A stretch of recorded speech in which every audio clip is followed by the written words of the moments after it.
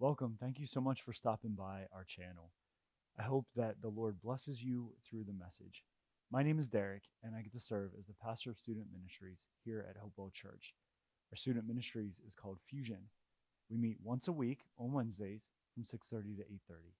If you'd like more information, please feel free to check out hopewellchurch.org. I hope you enjoy the message. Like I said, we are in a series. This is kind of an interesting series because we took a break last week. Next week, we're going to take a break, and then we're going to come back, and we're going to hit part 3. And then the week after that, we're going to take a break, and then we're going to come back and hit part 4. So we're too many breaks. So again, this is called Small Fish, Big Ocean, Life After High School. And where this series came out of was about a year ago. Jacob and I were sitting, and we were just talking about series. And he just kind of threw out there, he was like, it'd be kind of cool to do a series that like prepares us for college. And yes, your brother Jacob, yeah. He's got some good ideas going on, so don't tell him I said that, even though it's recorded. And even though I said he's got some good ideas, and then I said don't tell him that I said that, even though it's recorded. But my hope is that even though we're talking about life after high school, that even if you're a freshman, these truths that we're talking about still apply to you. Whether you've come across people that are going to challenge your faith at this point in your life, and I'm sure that you have, especially in a public school, but I won't even say that. I would say even in a Christian school, your faith can be challenged for sure, and hopefully it is. So 2 weeks ago, Mike spoke, and I think that was 2 weeks ago, and we're using this book, 10 Things Every Christian Should Know Before College.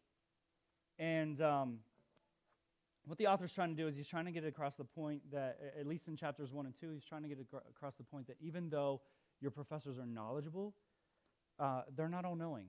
Like if you go to college, your professors will be knowledgeable. And they will say some things that sound really, really good, but they're also not all-knowing.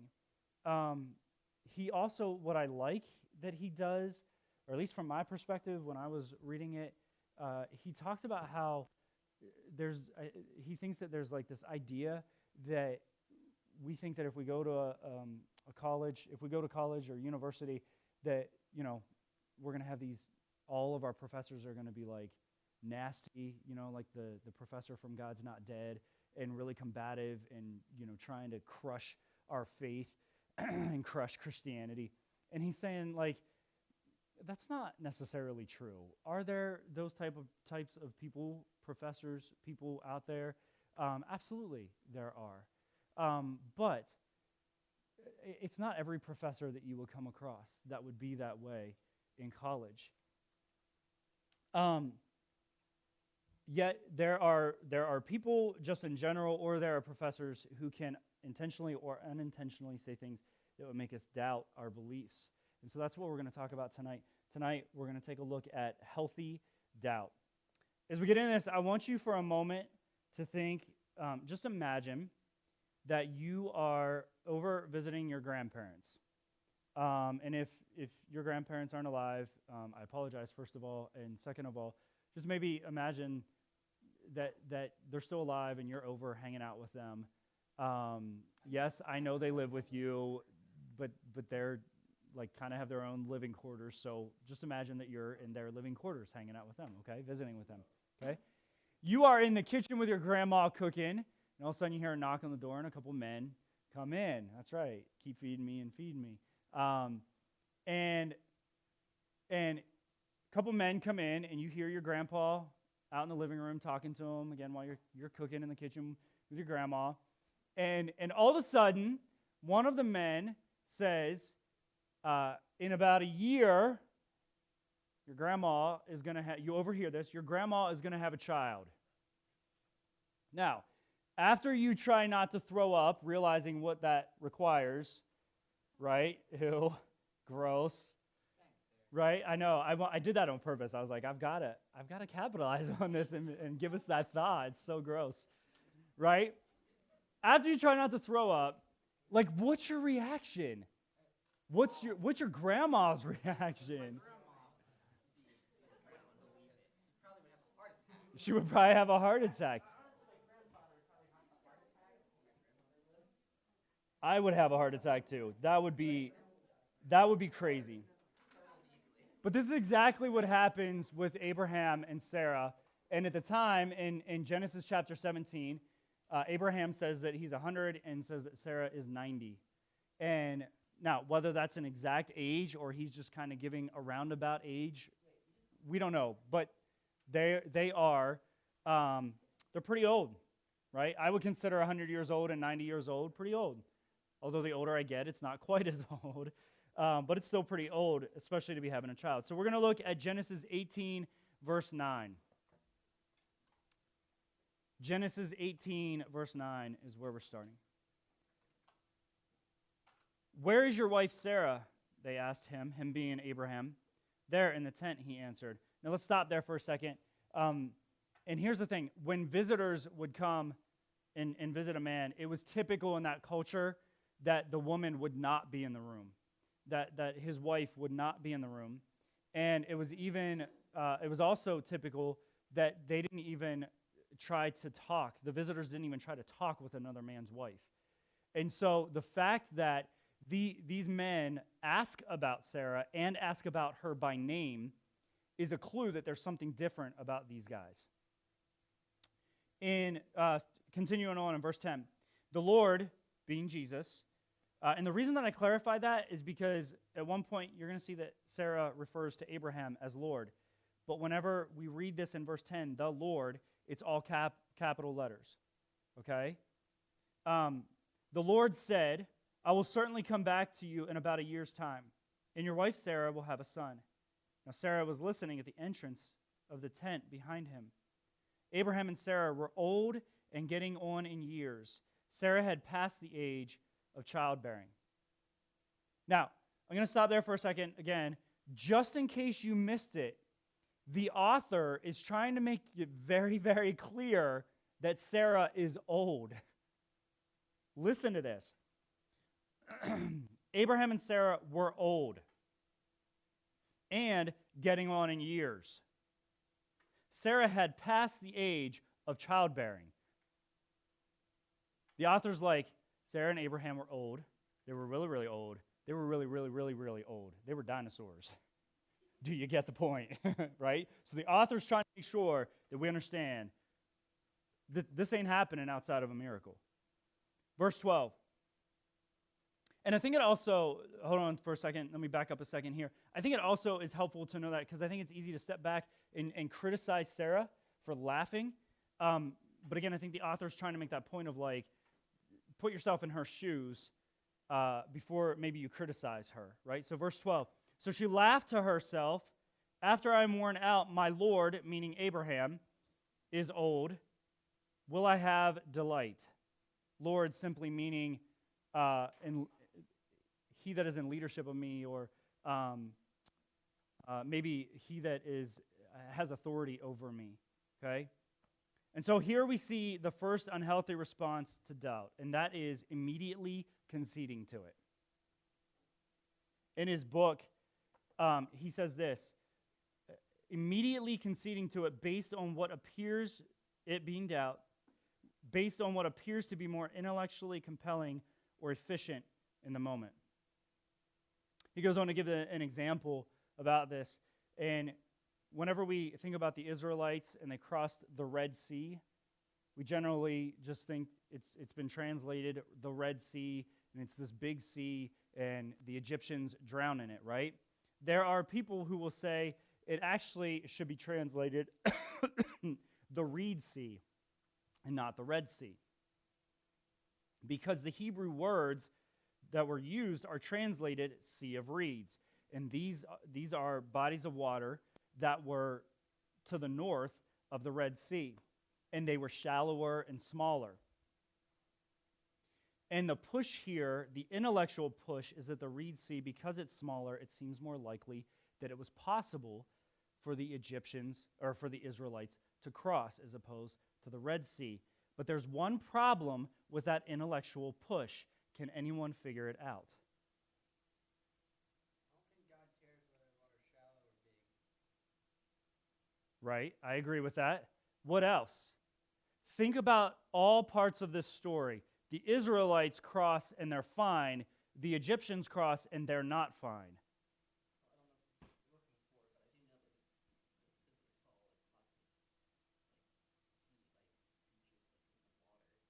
Okay. Where does it say that?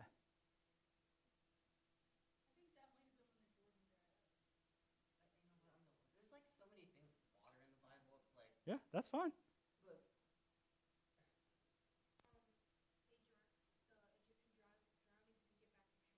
That's right.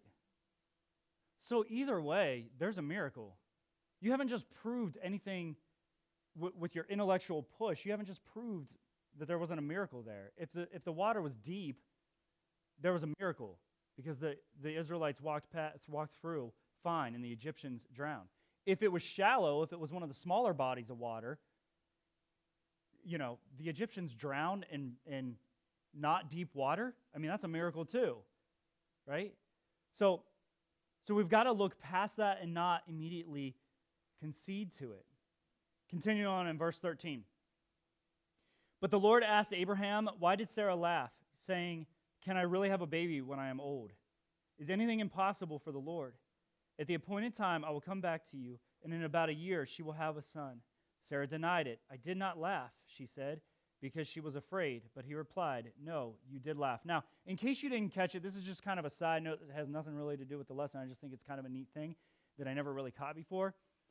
3 times this whole laughter thing between Abraham and Sarah is mentioned, right? We see that Abraham, if you look in chapter 17, Abraham laughs. In verse 18, Sarah laughs. And then, or in chapter 18, Sarah laughs. And then in verse 15, again, the angel of the Lord replies back and said, "No, you did laugh," right? So this focus on laughter, and Isaac's name means laughter. All right, so I just think it's kind of a neat thing of the theme that's trying to be presented here. Check this out. Sarah denied it. "I did not laugh," she said. And here's the second unhealthy response we see from Sarah: covering over it. Covering over the doubt. And just like Sarah was afraid of the response of the Lord to her doubt, sometimes maybe we're afraid of our response to doubt, and so we try to cover it over. We're not sure that we're going to be able to handle it. Or maybe we're afraid of others' response or even God's response to our doubt. And so here's the point tonight. We make doubt either bad or good. We make doubt either bad or good. And so I want to talk to you about 2 ways that we can respond to doubt in a healthy manner. The first one is this: screening for gold. And actually, if you look in here, this is exactly what he said. I totally ripped it off of him, but I thought it was good, so there was no point in changing it. When you're screening for gold, this is my gold screener. I'm so cool that I have a colander instead of a screener, mostly because I couldn't find one, so I figured a colander would work. But when you're screening for gold, right, if I'm looking through this guy and I'm like, that's not gold, right? Wouldn't it kind of be stupid to be like, I'm glad I didn't hit anyone with that. Wouldn't it be kind of stupid to be like, just because I found that one piece that was not gold, throw the rest of it out? That wouldn't be very smart, right? For people mining, what's that? Depends on where you got it from. I'm pretty certain there isn't any gold in here. But if I found gold, I'd share it with you guys, especially in here. But it would be silly of me, because one rock was not gold, to throw the rest of this out. It would also be silly of me to try to take this entire thing in to a pawn shop or to wherever you can trade in gold and try to sell it and be like, "There's gold in here, I promise." Right? It wouldn't work. Right? I have to sift it. I have to work through it and try to find what's valuable and get rid of what's not valuable. And it's the same thing whenever doubt creeps in. If there's a comment that causes us, if there's something that sounds intelligent that someone says or sounds like truth that causes us to doubt the beliefs that we've had, we need to sift through it and try to figure out what is actually the good parts of this and what is not. I read this quote I don't know if you guys have ever heard this before. This is the first time I've ever heard it, and I really liked it. It pays to keep an open mind, but not so open your brain falls out. I like that.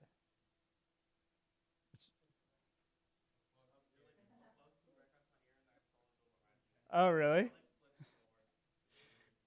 I thought you were like, your brain's falling out. I like that. I like that because I think it's so true, and I think it points to trying to sift through. Whenever doubt enters our mind, sifting through it, we need to stay open-minded that there may be portions of truth in whatever that statement was or whatever that thing was that caused us to have some doubt. But there also might be a lot of junk in it that we need to throw out. When I was growing up, my cousins and I, we would go up to this lake that was close by, called Cowan's Gap, and sorry, I was just having some memories of it. And while we were there, we would always try to, show our extreme manliness by dunking each other underwater. And it was actually a lot of fun. It was me, and then I had two other cousins. And so we would try to dunk each other. And my dad, even though he wouldn't come up, I would talk to him about it. And he would always try to teach me to use their leverage against them, their strength against them, right? So do I have a volunteer really quick? Come on, Matt.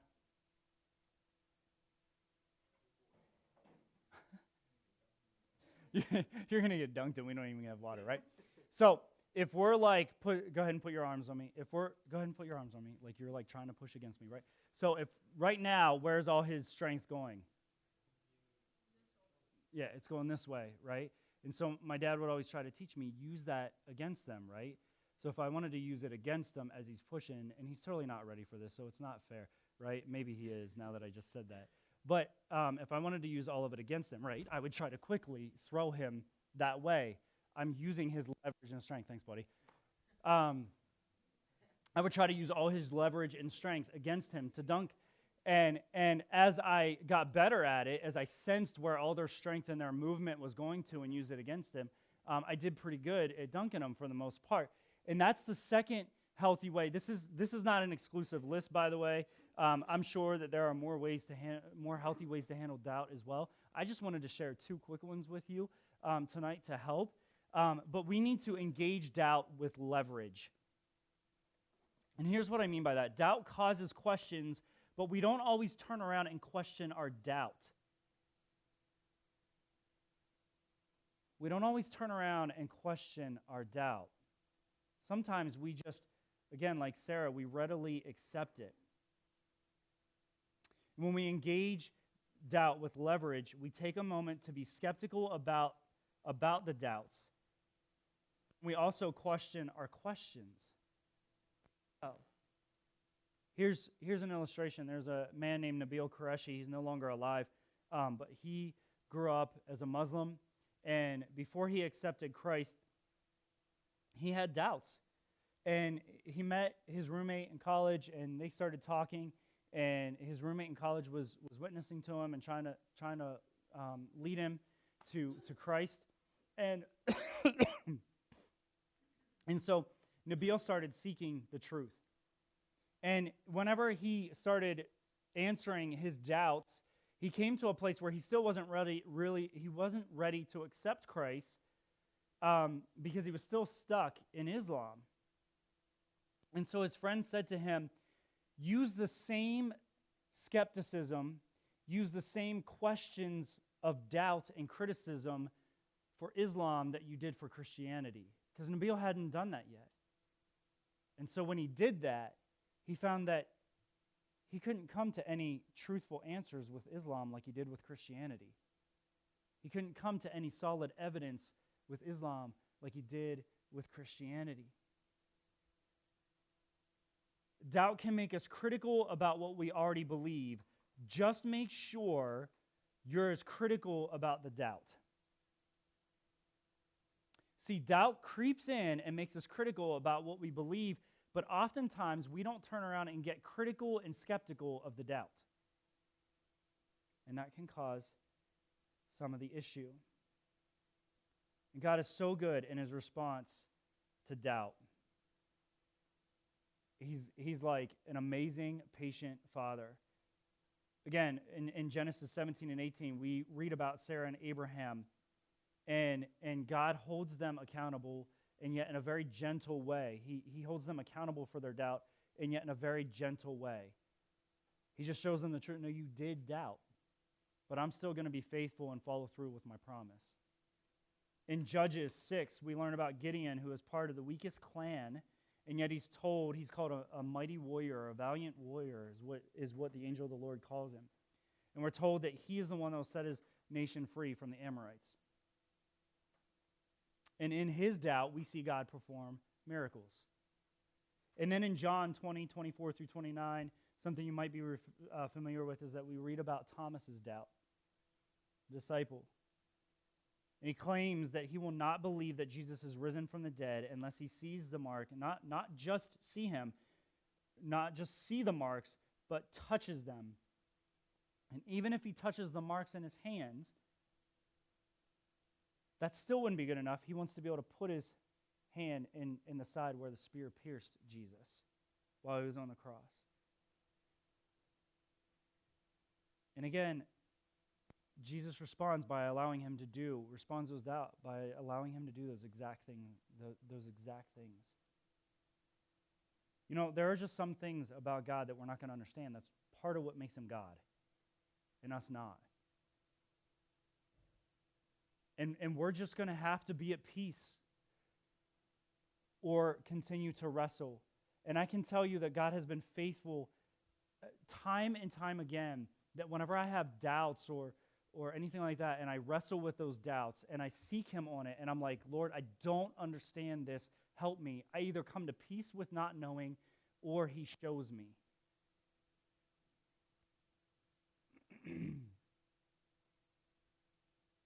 One of the things when I was reading and studying for this that someone said was that Sarah needed to look past her Lord, lowercase, meaning Abraham, and the restrictions that were placed on him and her because of their age, and look to her Lord, capital, because he's not restricted by anything. And so here's my challenge for you tonight as we head into small groups. My challenge for you would be to read through each one of these stories that I just talked about. Genesis 17 and 18 with Abraham and Sarah, Judges 6 with Gideon, and John 20, I think is what I said. And look at doubting Thomas. Yeah, John 20. And look at doubting Thomas. And maybe read it and read it again and read it again and say, Lord, what can I learn from this? What can I get? What else? Are there other healthy ways that I can deal with my doubt that I can learn from these scenarios, these accounts that took place? Jesus, thank you that we are not the only ones that doubt, and that we can read about those who doubted. And I also thank you for the way that you respond to our doubt, God.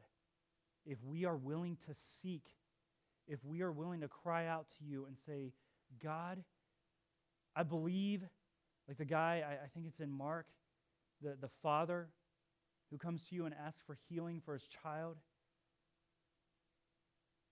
And he says, if it is possible, and you say to him, if it is possible, all things are possible. Do you believe? And he says, I do believe. Help my unbelief. Lord, as we cry out to you for that,